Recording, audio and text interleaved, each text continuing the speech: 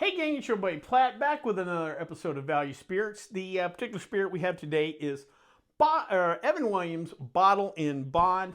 If you're a regular viewer of the channel, you might know the very first video in this series was Evan Williams Black Label.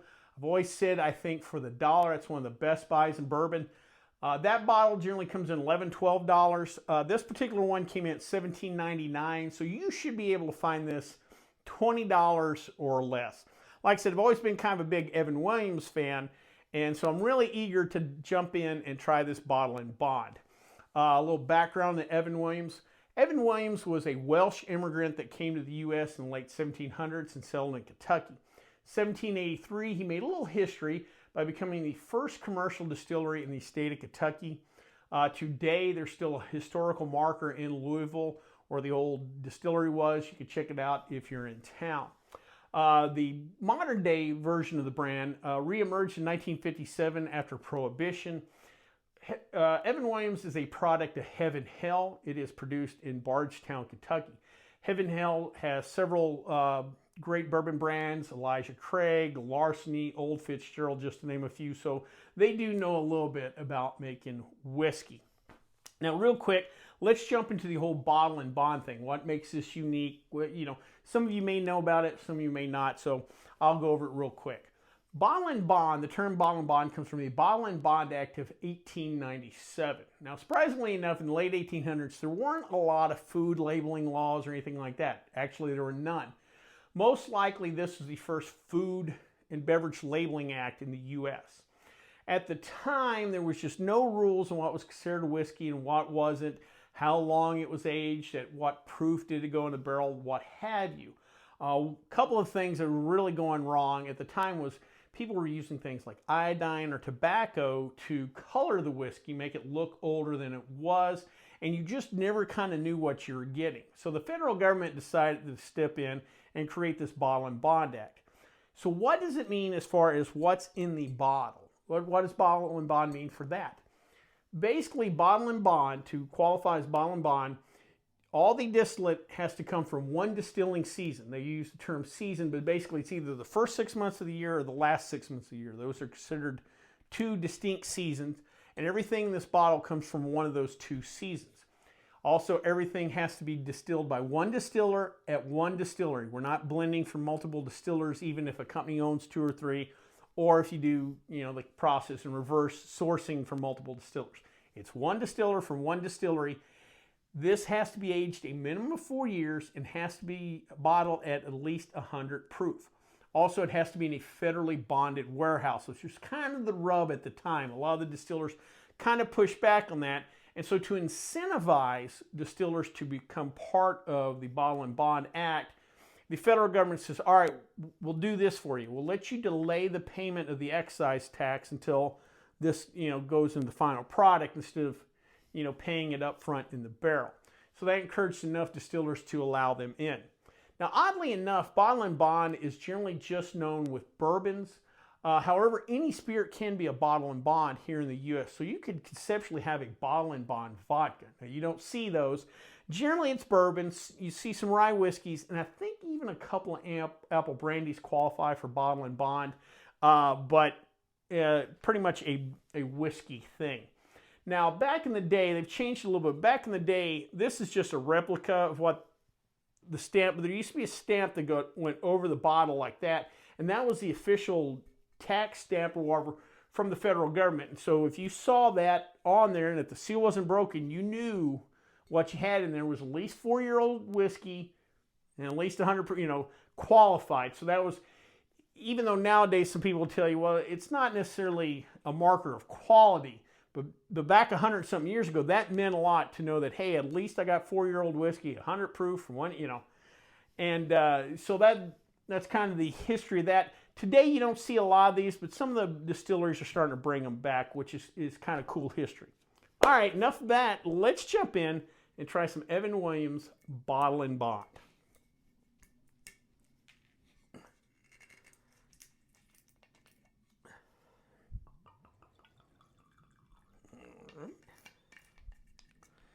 Going for a quick nose.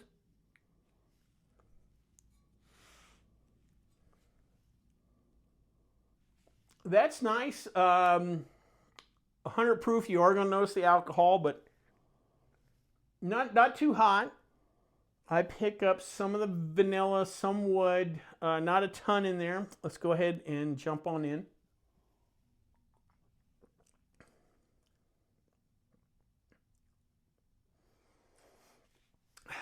That's nice. I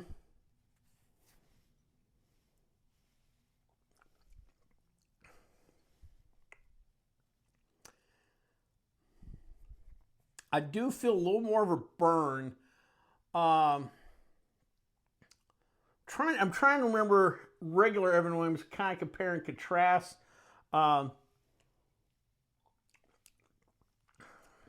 me, this has slightly more viscous mouthfeel than the regular Evan Williams, and that's an 80, I believe 80 proof. It used to be 86, but I think they've gone down to 80.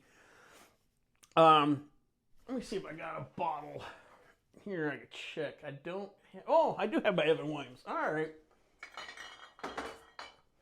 So, no, this is 86 proof. So 86 and 100 proof. This has, again, a little more viscosity, a little more mouthfeel. Obviously, I'm getting a little more of an alcohol burn, but a little more oak, a little more caramel, just a little more. Not a ton more, but we're still only paying $18. So I'm not, you know, is it worth the extra $6? Yeah, it's close. It's close. Let me go in one more time. Make sure I'm doing my homework.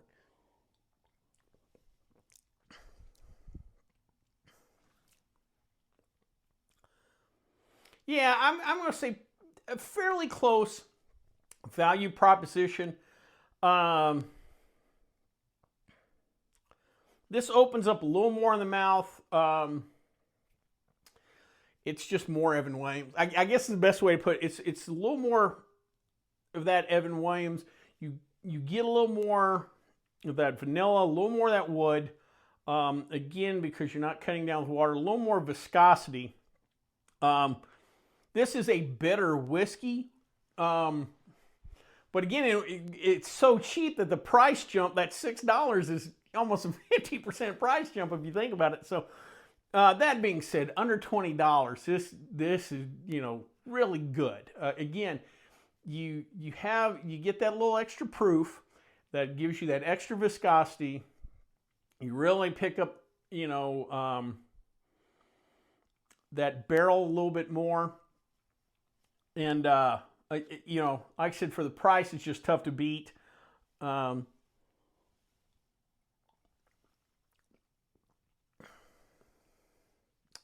That being said, it's still fairly simple, but I'm not expecting just the whole variety, you know, the palette just totally covered at, you know, $18. But man, really good. And at that price, you can utilize this in cocktails. I bet this makes a nice old fashioned. That little extra, you know, proof, I think kind of will help cut through all that sugar and sweetness in an old fashioned. So this is probably good. This is probably a good cocktail bourbon. Seriously, if you like different bourbon cocktails, this is probably a good bourbon for bourbon cocktails. It gives you that extra proof. Again, the price points, you don't mind using it in cocktails.